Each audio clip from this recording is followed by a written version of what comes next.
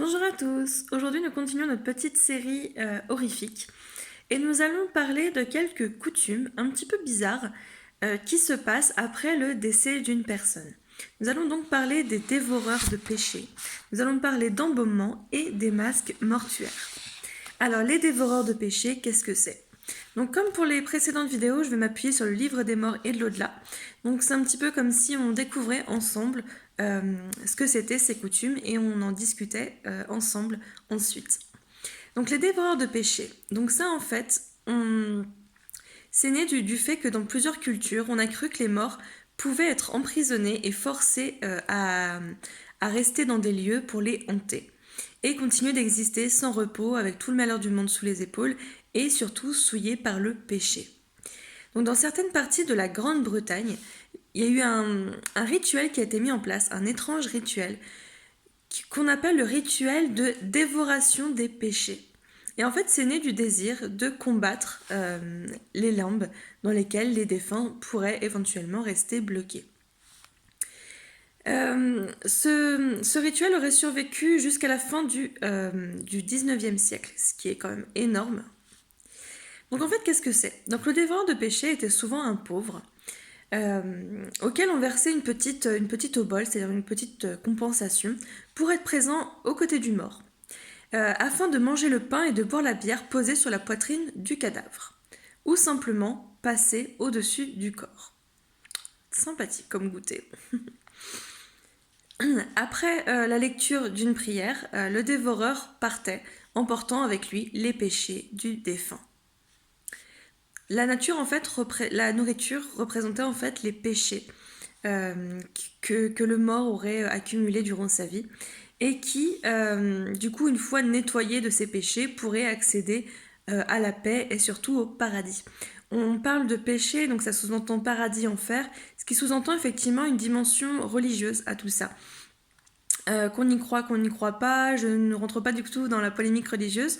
C'était pour vous parler d'une technique qui est née du coup de cette peur, de cette notion de péché qui est très fréquente dans certaines religions et qui effectivement pourrait empêcher le passage de l'autre côté.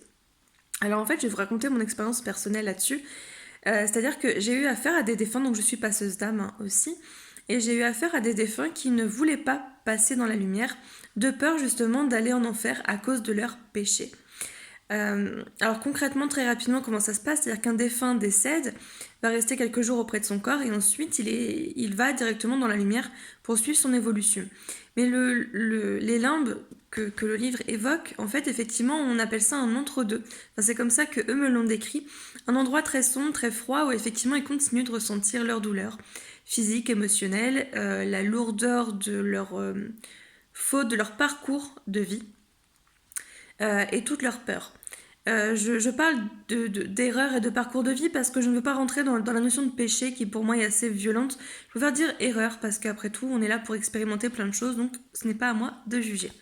Et donc ces défunts qui se retrouvent coincés dans cet entre-deux le sont à cause de leurs croyances, en me disant qu'ils ont fait des choses pas sympas durant leur vie terrestre et ils ont peur d'aller en enfer. Donc sous le poids de ces péchés, ils s'interdisent l'accès à la lumière. Alors qu'en fait, ils y ont le droit complètement. Et donc moi, je suis là pour les aider. Mais voilà, comment finalement cette notion de péché peut bloquer réellement le passage des défunts, ça, je peux vous le raconter. Mais du coup, voilà, dans cette religion, dans cette coutume, eh bien, c'était cette peur de ne pas accéder au paradis. Et donc, pour résumer, hein, on demandait à un pauvre pourquoi? Parce que je pense qu'ils avaient besoin tout simplement d'argent, d'une petite compensation, et qu'ils acceptaient bien malgré eux ce travail, c'est-à-dire manger du pain et boire une bière sur le corps d'un cadavre. Euh, donc, il faut savoir en plus que le pauvre qui prenait les péchés du défunt risquait son âme en fait en faisant ce rituel, parce qu'en fait il prend une partie, on va dire, des mémoires de l'histoire et prend les fautes sur lui, ce qui va entre guillemets alourdir son karma, son âme, et qui va lui l'empêcher de partir ensuite dans la lumière. Donc c'était un sacrifice hein, vraiment que ces dévoreurs de péchés faisaient, et souvent ils étaient mis au ban. Pourquoi? Parce que donc tout simplement, comme je vous l'ai expliqué, ils sont de plus en plus pollués et devenaient de plus en plus détestés. Généralement, un dévoreur de péché ne le faisait pas qu'une fois, on le rappelait à chaque autre défunt. Donc ce qui, voilà, par ordre des choses, alourdissait lui sa propre âme, et du coup, bah voilà, par peur que ça, je sais pas, que ça déteigne sur eux ou autre, ils étaient vraiment détestés et mis à l'écart. Donc dans le bouquin, il parle que voilà, c'est très difficile de déterminer la prévalence de ce rituel, de séparer le mythe de la réalité, mais de nombreuses histoires existent. D'ailleurs, c'est Bertram Poukol qui raconte dans Funeral Customs, donc c'est Coutumes funéraires en fait, sorti en 1926. Il raconte que le professeur Evans du collège presbytérien de Carmarthen au Pays de Galles a vu un dévoreur de péché en l'an 1825. Abhorré des villageois superstitieux comme une chose répugnante, le dévoreur avait abandonné toute relation sociale avec ses concitoyens en raison de son choix de vie. Il vivait seul, isolé. Ceux qui couraient le risque de le rencontrer l'évitaient comme il l'aurait fait d'un lépreux. Seulement quand une mort survenait, venait-il le chercher, et une fois achevé sa besogne, il brûlerait le bol de bois et l'assiette dont le dévoreur s'était servi. Ils ont été jusque-là dans la superstition de se dire que tout ce que finalement le dévoreur a touché a été contaminé par les péchés de l'autre, par l'ombre, et donc ils ont été complètement exclus. Voilà, qu'est-ce que vous en pensez, vous, des dévoreurs de péché? Est-ce que vous connaissiez déjà? Et est-ce que, à cette époque-là, est-ce que vous auriez éventuellement accepté, en fait, ce rôle? Je vais vous montrer une statue, c'est la statue de Tlazotliot, pardon. C'est une déesse aztèque dévoreuse de péché. Et selon la légende, en fait, elle purifiait les âmes en mangeant leur crasse et pouvait aussi pardonner les fautes d'ordre sexuel. On a vu dans les vidéos précédentes que les péchés sexuels, par exemple une femme qui brisait son vœu de célibat, etc., était enfermée, enterrée vivante, etc. Donc voilà pourquoi on pouvait faire appel à cette déesse. Dans les choses un petit peu bizarres, on va parler d'autre chose. Je vous ai parlé d'embaumement tout à l'heure. Eh bien, on va en discuter tout de suite. Hop, que je retrouve la page que j'ai perdue, évidemment. Hop. Ok. L'embaumement. Je vais vous montrer d'ailleurs la représentation. C'est un panneau central qui a été peint à Bruges, en Belgique, et qui représente l'embaumement du corps de Jésus. Et l'artiste est inconnu. Je trouve qu'il est magnifique. Voilà. Alors l'embaumement. L'embaumement, c'est l'art et la science de préserver les cadavres pour empêcher leur décomposition et les rendre esthétiques, c'est-à-dire présentables, à une très longue histoire. Les anciens habitants d'Égypte, d'Équateur, des Canaries et du Pérou maîtrisaient jusqu'à un certain degré. Les Grecs, quant à eux, parfumaient et épiçaient leurs morts. Comme quoi, chacun ses coutumes. En Asie centrale, on éviscérait les chefs pour remplir leur corps d'anis, de cyprès, d'encens, avant de les recouvrir de cire. Et le corps d'Alexandre le Grand a été probablement préservé dans la cire et le miel lors de son long voyage jusqu'à Memphis en Égypte. Et en 1805, le corps de l'amiral Horatio Nelson est revenu à Londres dans une barrique d'eau de vie. Comme quoi, chacun ses méthodes de conservation. On avait vu il y a quelques semaines la cryogénisation. Et bien là, je vous propose tout simplement de mettre le corps dans une barrique d'eau de vie pour le conserver. Bon, soit. L'embaumement va être beaucoup plus fréquent aux États-Unis pendant la guerre de sécession. Tout simplement parce qu'il a fallu renvoyer les corps des soldats morts dans leurs familles qui étaient souvent éloignées. Par exemple, l'embaumement d'Abraham Lincoln devait permettre en fait la longue parade de son cadavre à travers les États-Unis. Et donc c'est ça qui a contribué un petit peu à démocratiser cette pratique d'embaumement. Je ne savais pas d'ailleurs pour Abraham Lincoln. Est-ce que vous aviez l'information vous de votre côté? C'est vrai que j'imagine du coup voilà cet embaumement et ce pèlerinage en fait avec ce corps à travers les États-Unis. Ça devait être impressionnant. En 1867, le chimiste allemand August von Hofmann a synthétisé le formaldéhyde. C'est un produit rapidement reconnu et très utile pour la préservation des cadavres, qui a rendu caduques les techniques précédentes à base d'alcool, de mercure et d'arsenic. Évidemment, vous comprenez pourquoi, vu la dangerosité des produits. Aujourd'hui, on pratique un embaumement artériel, c'est-à-dire qu'on va utiliser le fameux formol mélangé à d'autres produits, où on l'injecte dans les principaux vaisseaux sanguins, surtout l'artère carotide commune, et justement pour préserver le corps et éviter son pourrissement beaucoup trop tôt. À savoir que les musulmans et les juifs ne pratiquent pas l'embaumement. Il y a un chercheur en religion, Gary Laderman, qui note que l'embaumement en fait, a été la pierre angulaire de l'industrie funéraire américaine dans les débuts du XXe siècle. Et les Américains ne mouraient plus dans les maisons familiales, mais dans des salles souvent inaccessibles des hôpitaux, où du coup un autre spécialiste s'occupait des corps avant la mort. Donc en fait, en dépit de la rapidité des changements de la technologie, on le sait encore, eh bien de plus en plus d'Américains ont besoin encore de garder une image stable permanente de leurs défunts et de les voir reposer en paix, de ne pas voir sur leur visage la souffrance peut-être des dernières secondes, des dernières minutes. Et donc il y a vraiment cette notion de paix et de vouloir les garder comme on les a en tête. C'est vrai que pour avoir vu un défunt, c'était mon oncle, on avait été lui rendre visite dans une salle funéraire en fait, on pouvait se recueillir avant son enterrement, et ça a été une expérience quand même assez marquante. Alors c'est vrai que bon, il avait succombé d'une longue maladie, donc au niveau du corps, il n'était plus vraiment reconnaissable, mais c'est vrai que le travail qui avait été fait avait été formidable pour ça, et c'est vrai que je peux absolument comprendre cette nécessité de vouloir garder vraiment une image belle, tout simplement, d'un défunt, et le voir surtout en paix. Et ça, c'est vraiment principalement des croyances américaines, ça se fait beaucoup en Amérique. C'est qu'en Amérique, ils ont cette ouverture, peut-être que nous n'avons pas en France, ou cette volonté d'exubérance en fait.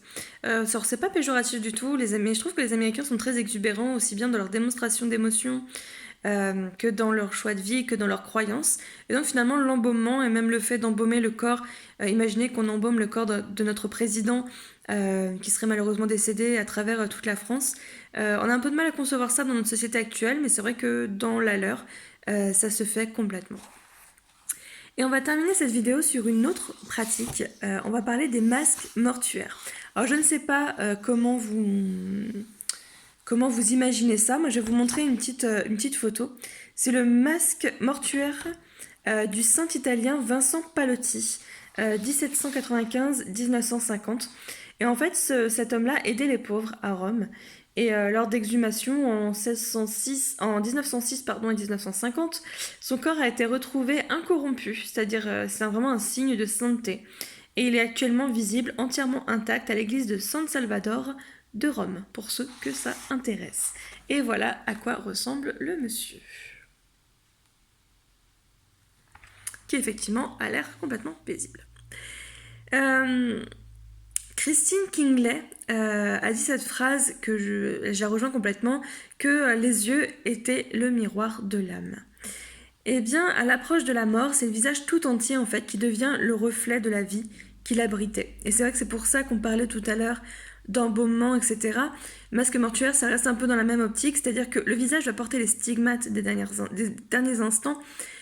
Et vous savez, cette croyance qu'on voit notre vie défiler dans les yeux quand on va mourir, eh bien c'est exactement ce qui se passe quand on est décédé. Mais je pense que quand on est sur le point de décéder, on a une rétrospective de sa vie. Que ce soit les émotions... Il n'y a pas d'émotions positives ou négatives, mais les émotions agréables ou désagréables. Et le visage est marqué à ce moment-là par la vie. Et en fait, afin de préserver l'image du défunt, eh bien, on s'est mis en tête de faire les masques mortuaires vraiment dans une notion de respect et de devoir sacré, vraiment, au cours des siècles. Donc un masque mortuaire, c'est généralement une sculpture en cire ou en plâtre du visage d'un défunt. Et pour le reproduire, on peut huiler le visage du mort et l'enduire de plâtre pour obtenir du coup le moulage. Ces masques ont eu bien des raisons d'être. Selon les époques, on les exposait parfois lors de funérailles d'État. On s'en servait pour identifier le mort avant l'intervention de la photographie et on les stockait dans des musées comme des curiosités. Et on les employait aussi pour des études médicales. C'est vrai qu'avant la photo, il a fallu... c'est peut-être plus perturbant du coup d'avoir affaire à un masque qu'à une photographie, mais le processus, l'idée est là en tout cas. Par le passé, les masques mortuaires de criminels exécutés étaient souvent examinés pour y déceler des traces ou des preuves de penchant psychopathe fondées sur l'apparence et la structure du visage. Alors là, je serais étonnée de voir quels sont les aboutissants de cette théorie et de ces recherches. Est-ce qu'il y a eu des résultats? Est-ce qu'ils ont trouvé des résultats sur la structure du visage, etc. Je me renseignerai, ça me fascine.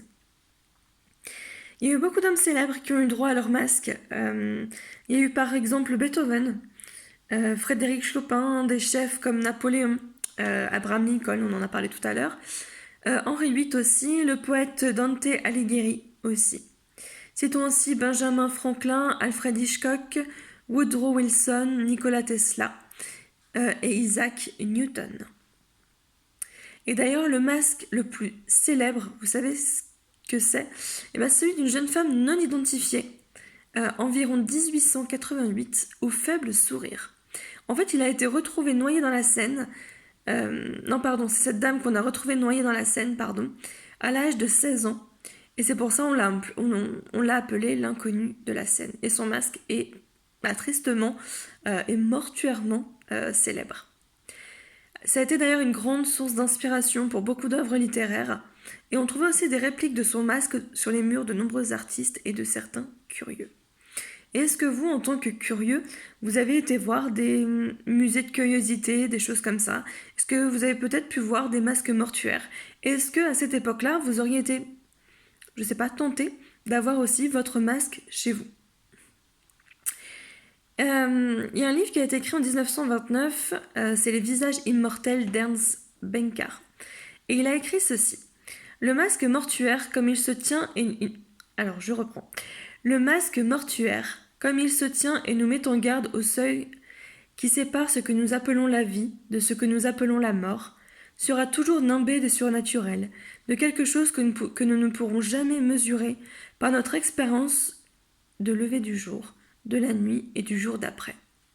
C'est le dernier symbole d'un homme, son visage immortel. Je trouve ça très beau. C'est vrai que j'ai encore l'image de ce monsieur sous les yeux. Est-ce que vous auriez aimé, vous, avoir votre masque mortuaire? C'est vrai que quand un défunt décède, alors il y a plusieurs rituels.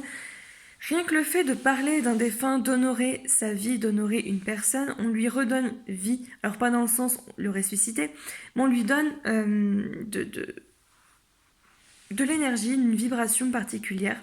Et le fait justement de faire des masques ou d'embaumer un corps, je pense qu'on alimente aussi cette notion d'honneur, cette notion de redonner, de repenser à ce qui s'est passé, un devoir de mémoire.